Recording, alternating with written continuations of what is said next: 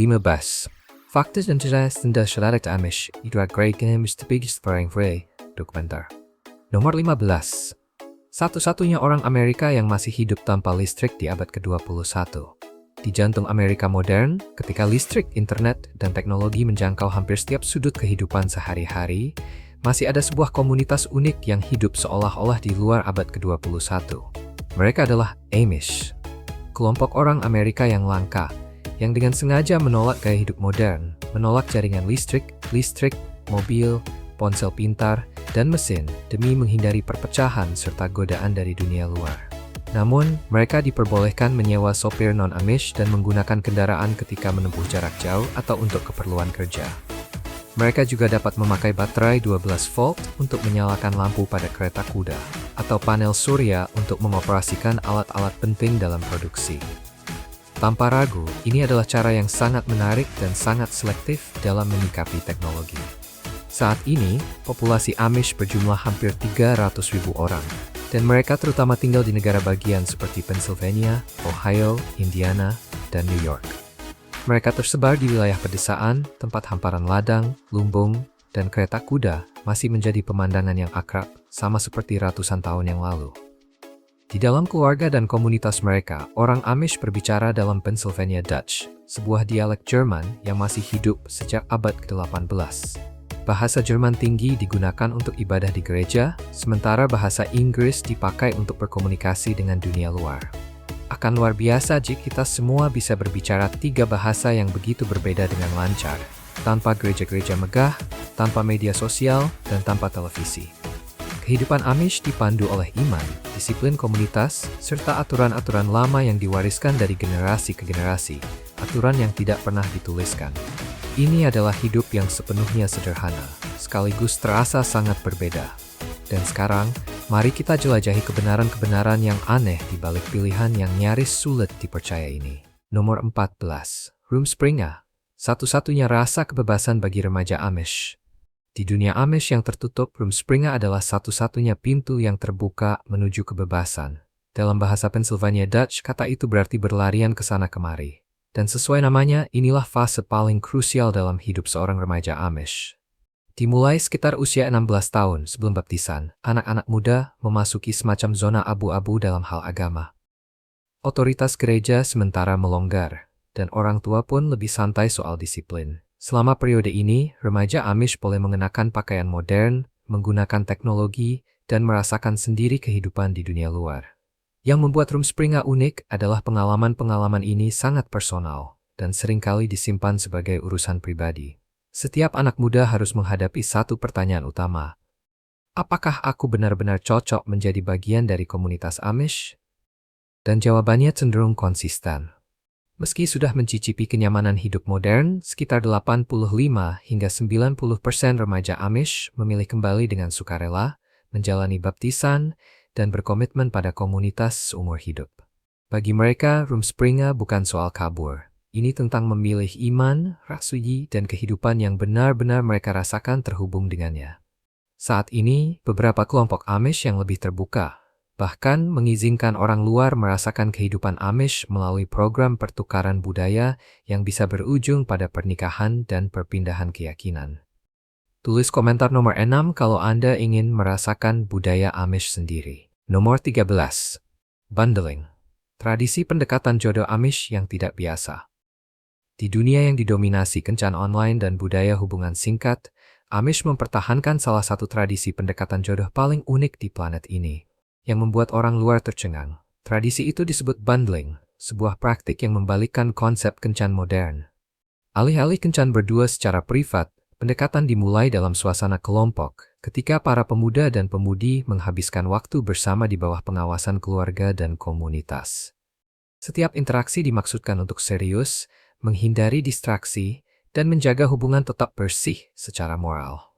Bagian yang paling khas adalah bundling itu sendiri, tradisi yang memicu rasa penasaran tanpa habis di kalangan orang luar. Dalam ritual ini, sepasang calon duduk atau berbaring berdampingan di atas tempat tidur, tetap berpakaian lengkap, dipisahkan oleh papan kayu atau selimut tebal. Tujuannya bukan romantis di permukaan, melainkan membangun kedekatan emosional dalam batasan ketat tentang kesopanan. Proses ini bisa berlangsung berbulan-bulan, bahkan bertahun-tahun sebelum berakhir pada pernikahan sederhana yang disaksikan seluruh komunitas, di mana cinta dipahami sebagai komitmen seumur hidup. Bahkan setelah menikah pun ada perbedaan. Alih-alih bulan madu, pasangan yang baru menikah menghabiskan beberapa minggu tinggal bersama keluarga mempelai perempuan, periode yang dikenal sebagai broadside atau waktu sang pengantin. Pada tahap ini, mereka ikut dalam tugas harian seperti memasak, membersihkan, dan pekerjaan pertanian sambil belajar mengelola rumah tangga dan benar-benar menyatu dalam kehidupan pernikahan. Sangat berbeda, bukan? Nomor 12. Keindahan sederhana dan disiplin perempuan Amish. Di Amerika modern yang dipenuhi lampu terang, kosmetik, dan mode cepat, perempuan Amish tampak seperti adegan yang membeku dalam waktu. Kecantikan mereka bukan berasal dari riasan atau tatanan rambut rumit, melainkan dari kesederhanaan yang dijaga dengan hati-hati lintas generasi. Kaum Amish percaya bahwa kecantikan alami adalah anugerah dari Tuhan, dan memakai makeup dipandang sebagai tanda kesombongan serta pamer. Akibatnya wajah tanpa rias, kulit alami dan ekspresi yang tenang serta tertata dianggap sebagai standar kecantikan tertinggi. Rambut panjang dipandang sebagai kehormatan seorang perempuan. Tidak pernah dipotong atau diwarnai, hanya diikat rapi setiap hari. Pakaian perempuan Amish bukan sekadar pakaian, melainkan bahasa visual. Sejak usia 13 tahun, mereka memakai penutup kepala yang disebut cap. Perempuan yang belum menikah memakai penutup berwarna hitam ke gereja, sementara penutup berwarna putih dengan jelas menandakan sudah menikah. Ini melambangkan kerendahan hati, kesabaran, dan rasa hormat, sekaligus mencerminkan keyakinan bahwa kebajikan batin lebih penting daripada penampilan luar. Celemek juga memiliki makna. Abu-abu untuk pekerjaan sehari-hari, putih untuk perempuan yang belum menikah saat ke gereja, dan hitam untuk perempuan yang sudah menikah. Kancing yang dianggap dekoratif dihindari dan diganti dengan peniti sederhana. Di dunia mereka, disiplin itu sendiri adalah keindahan. Jika kamu merasa kagum melihat perempuan Amish dengan rambut terikat rapi, penutup kepala putih, dan senyum lembut berjalan melewati ladang terbuka, tulis komentar nomor 3. Nomor 11. Perempuan diharapkan patuh kepada suami mereka. Di dunia saat ini, ketika kesetaraan dan kebebasan pribadi sangat ditekankan, pandangan Amish tentang peran perempuan sering membuat orang Amerika berhenti sejenak dan berpikir. Di dalam komunitas Amish, peran suami dan istri ditetapkan dengan jelas. Laki-laki dianggap sebagai kepala rumah tangga, bertanggung jawab atas keputusan besar, sementara perempuan diharapkan menghormati, mendengarkan, dan mendukung suami mereka dalam semua aspek kehidupan. Kepatuhan ini berasal dari keyakinan religius yang mendalam, berakar pada penafsiran mereka terhadap Alkitab tentang kepemimpinan laki-laki. Dalam keseharian, perempuan Amish berfokus pada urusan rumah, membesarkan anak, dan menjaga keteraturan keluarga. Saat menghadapi pilihan penting, mereka biasanya berkonsultasi dengan suami sebagai bagian alami dari struktur keluarga. Bagi orang luar, ini mungkin terlihat membatasi. Namun bagi Amish, peran yang jelas membantu mengurangi konflik, menciptakan stabilitas, dan menjaga keharmonisan jangka panjang dalam keluarga.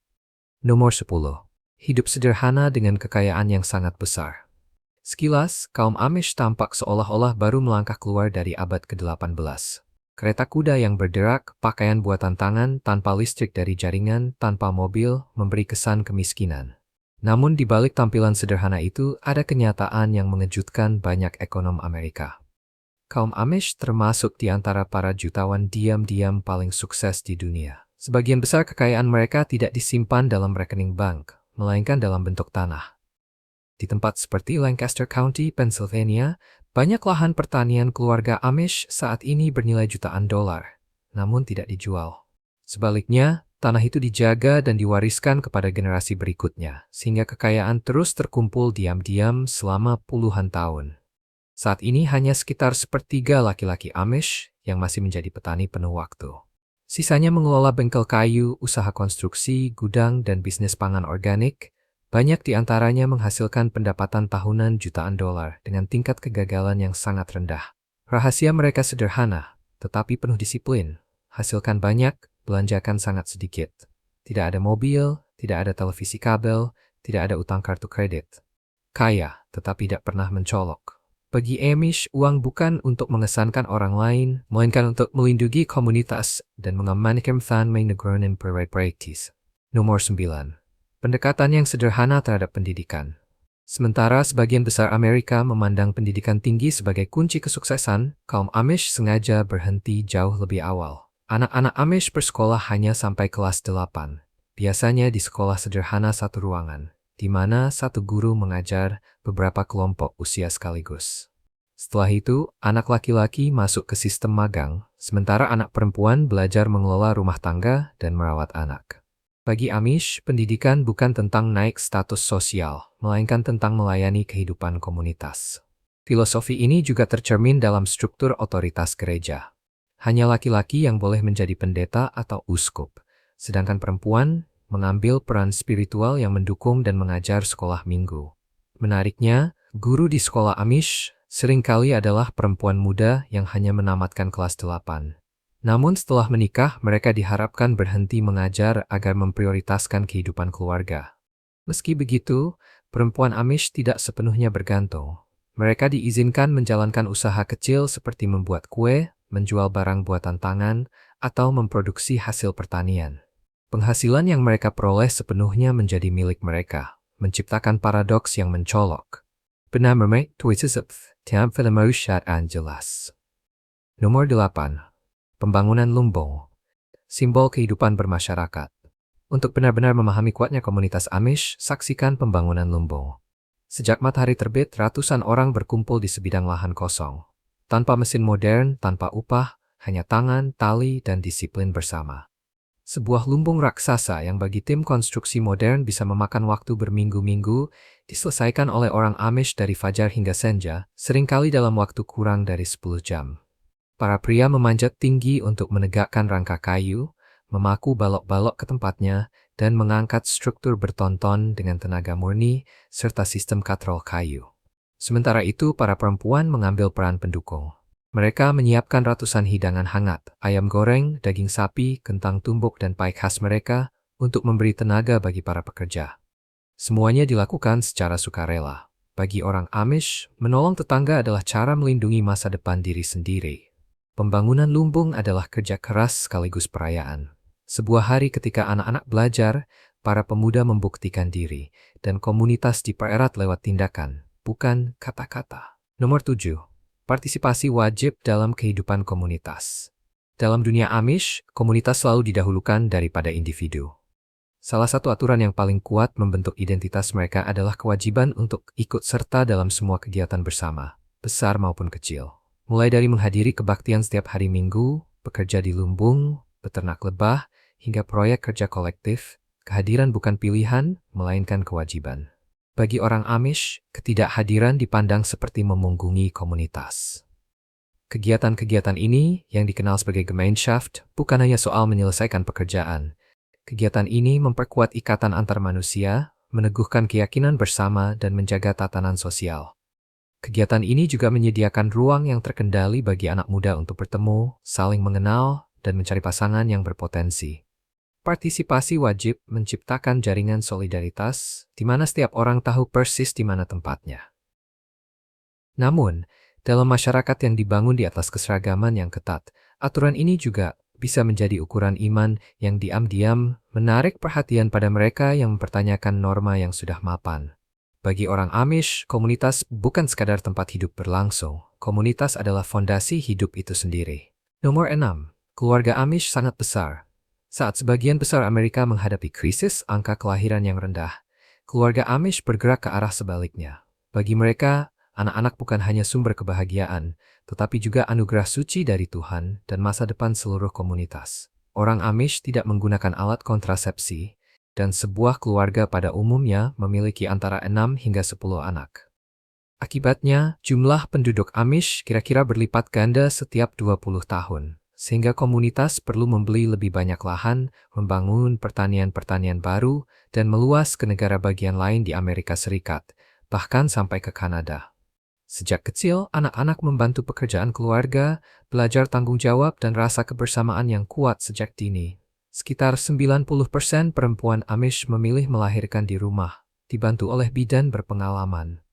Mereka percaya persalinan adalah peristiwa keluarga yang pribadi, hangat, dan spiritual, bukan sesuatu yang seharusnya terjadi di lingkungan rumah sakit modern yang dingin dan serba klinis. Keluarga-keluarga besar ini adalah salah satu alasan utama mengapa orang Amish tetap memiliki daya hidup yang kuat lintas generasi. Nomor 5. Orang yang paling mencintai perdamaian di Amerika. Berbanding terbalik dengan citra Amerika tentang kekuatan militer, penegakan hukum yang ketat, dan konfrontasi, orang Amish memilih jalan perdamaian yang mutlak. Selama berabad-abad, mereka menolak dinas militer dan tidak pernah mengangkat senjata dalam keadaan apapun. Bahkan ketika ditipu, dihina, atau diperlakukan tidak adil, orang Amish tidak menggugat di pengadilan. Bagi mereka, keadilan tidak datang dari hukuman, melainkan dari pengampunan. Filosofi memberikan pipi yang lain bukan sekadar slogan moral, itu adalah cara hidup sehari-hari. Konflik diselesaikan melalui dialog, tanggung jawab pribadi, dan kesabaran, bukan balas dendam. Dalam dunia Amish, menjaga harmoni komunitas lebih penting daripada kemenangan pribadi. Cara hidup ini membuat mereka mampu mempertahankan masyarakat yang damai, stabil, dan bertahan lama selama bergenerasi-generasi. Atigek mori kari susurpay. Biyungkan sure famorban isa permian prinus. Nomor 4. Keheningan maidung sebagai hukuman paling keras dalam masyarakat Amish, hukuman paling berat justru lahir dari tujuan yang sangat manusiawi dan penuh belas kasih. Ini disebut maidung, yaitu pemisahan sementara seseorang dari kehidupan komunitas ketika ia menyimpang dari nilai-nilai utama. Tidak ada teriakan, tidak ada kekerasan, hanya keheningan yang dimaksudkan untuk mendorong perenungan diri. Selama masa ini, anggota lain membatasi makan bersama secara langsung, bertukar barang, atau berbisnis dengan orang yang bersangkutan, bahkan termasuk keluarga dekat. Di komunitas yang dibangun atas kedekatan dan hidup yang serba berbagi, hal seperti ini saja sudah cukup untuk memicu introspeksi yang mendalam. Yang lebih penting, maidung tidak pernah dimaksudkan untuk memucilkan selamanya. Pintu untuk kembali selalu terbuka, dan ketika orang itu siap memperbaiki tindakannya, komunitas menyambutnya kembali dengan maaf dan kehangatan, seolah-olah cara itu tidak pernah ada. Bagi orang Amish, disiplin bukan tentang menghukum, melainkan tentang menjaga harmoni jangka panjang untuk semua orang. Nomor 3. Jenggot adalah hak istimewa pria yang sudah menikah. Di komunitas Amish, jenggot bukan sekadar gaya, melainkan pernyataan tentang fase hidup itu sendiri. Sebelum menikah, pria Amish selalu mencukur bersih wajahnya. Namun, segera setelah hari pernikahan, mereka mulai memelihara jenggot dan mempertahankannya sepanjang hidup. Itu menjadi simbol yang jelas tentang komitmen, kesetiaan, dan tanggung jawab pada keluarga. Menariknya, pria Amish menumbuhkan jenggot penuh di dagu, tetapi selalu mencukur kumis. Alasannya bersifat historis. Dulu kumis kerap dikaitkan dengan budaya militer Eropa, sementara Amish memegang teguh prinsip pasifisme yang ketat. Karena itu, jenggot lalu menjadi simbol, membedakan mereka dari kekerasan dan perang. Tidak ada aturan baku tentang panjangnya, tetapi umumnya, semakin tua dan semakin dihormati seorang pria, jenggotnya cenderung semakin panjang dan lebat, merisdaya pengalaman sebijaksanaan. Bagi Amish, jenggot adalah iman yang dibuat tajah. Nomor 2. Perayaan Amish yang berwarna, namun tetap tenang. Saat orang memikirkan Amish, banyak yang mengira mereka sama sekali tidak punya festival. Faktanya, mereka memang tidak mengadakan perayaan publik dalam pengertian modern, tetapi semangat perayaannya hadir sepanjang tahun. Di dalam komunitas, pertemuan bernyanyi himne, pernikahan yang dihadiri ratusan orang, kegiatan membangun lumbung bersama, dan musim panen, semuanya adalah festival yang sesungguhnya. Tanpa musik elektronik, tanpa panggung, tetapi emosi mengalir dari matahari terbit hingga matahari terbenam. Lebih menarik lagi, di wilayah dengan populasi Amish besar seperti Ohio dan Pennsylvania, muncul festival-festival lokal untuk menghormati budaya setempat dan menyambut para pengunjung. Dandelion Mayfest di Ohio mengubah bunga dandelion yang sederhana menjadi anggur, selai, dan aneka kue panggang, dengan kontribusi dari para perajin Amish. Apple Butter Stirring Festival menghidupkan kembali tradisi mengaduk mentega apel di ketel tembaga raksasa selama berjam-jam. Lalu Berlin Harvest Fest dan Rib Cook-Off merayakan hasil panen wilayah itu dengan energi kebersamaan yang meriah. Meski orang Amish mungkin tidak berdiri di pusat panggung, keterampilan tangan mereka, makanan mereka, dan semangat komunitas mereka terasa jelas dan tak terbantahkan. Nomor 1. Komunitas paling sehat di Amerika. Bayangkan sebuah Amerika di mana orang menjalani hidup sehat dengan ketergantungan yang minim pada obat-obatan. Bagi Amish, ini bukan mimpi. Ini sudah menjadi kehidupan sehari-hari selama lebih dari 300 tahun. Mereka hidup mandiri dan menolak tembakau, minuman beralkohol keras, serta bahan kimia industri. Hal-hal yang sudah menjadi umum dalam masyarakat modern. Makanan mereka benar-benar buatan rumah. Ditanam di kebun, dibesarkan di peternakan, diolah dengan tangan, dan diproses seminimal mungkin. Para ahli medis mencatat bahwa angka kanker, diabetes, dan penyakit jantung di kalangan Amish termasuk yang terendah di Amerika Serikat. Bahkan, rata-rata orang Amish hidup sekitar 10 tahun lebih lama dibanding orang Amerika lainnya. Rahasianya ada pada aktivitas fisik yang terus-menerus. Satu hari kerja khas Amish, dari bertani hingga membangun lumbung bersama, bisa setara dengan berjam-jam latihan di pusat kebugaran modern. Yang lebih penting lagi, mereka hidup dalam komunitas bertekanan rendah, tanpa kompetisi yang tak henti-henti, di mana orang saling bergantung satu sama lain. Stres yang lebih sedikit, hubungan yang lebih dalam, serta ritme hidup yang pelan namun stabil membentuk rumus kesehatan yang hingga kini belum berhasil dikalahkan oleh waktu. Saya harap kamu menikmati video hari ini. Jika iya, jangan lupa klik tombol suka dan berlangganan channel ini agar tidak ketinggalan video-video seru berikutnya. Dukunganmu membantu kami terus membuat konten yang lebih baik lagi. Pastikan kamu menonton video berikutnya yang muncul di layar. Saya yakin kamu akan menyukainya. Jangan lupa tinggalkan komentar tentang negara mana yang ingin kamu lihat kami jelajahi selanjutnya. Terima kasih banyak sudah menonton, dan sampai jumpa di video berikutnya.